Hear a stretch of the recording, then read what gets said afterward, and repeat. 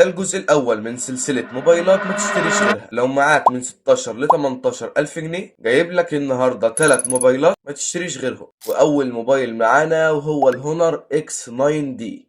الموبايل ده جايب معالج سناب دراجون 6 جين 4، يعني هيلعب معاك ببجي على 60 فريم أو أكتر.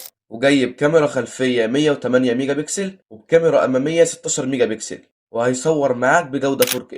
وجايب بطارية عملاقة 8300 ملي أمبير مع الشحن السريع بقوة 66 واط. وكمان جايب صوت ستيريو وبصمة تحت الشاشة. وتاني موبايل معانا وهو الأوبو رينو 13 اف. الموبايل ده جايب معالج سناب دراجون 6 جين 1، يعني هيلعب معاك ببجي على 60 فريم. بس جايب كاميرا خلفية 50 ميجا بكسل وكاميرا أمامية 32 ميجا بكسل، وبرضه هيصور معاك على جودة 4K.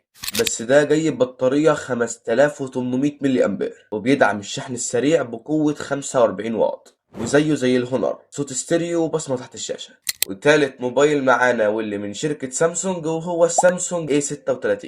والموبايل ده جايب معالج سناب دراجون 6 جين 3، يعني برضه هيلعب معاك ببجي على 60 فريم. وجايب كاميرا أمامية 50 ميجا بكسل وكاميرا أمامية 12 ميجا بكسل، بس طبعا مع معالجة سامسونج هتلاقي الصورة في حتة تانية. وجايب بطارية 5000 ملي أمبير ودي أقل بطارية فيهم، وبيدعم الشحن السريع بقوة 45 واط. وبرضه جايب صوت ستيريو وبصمة تحت الشاشة.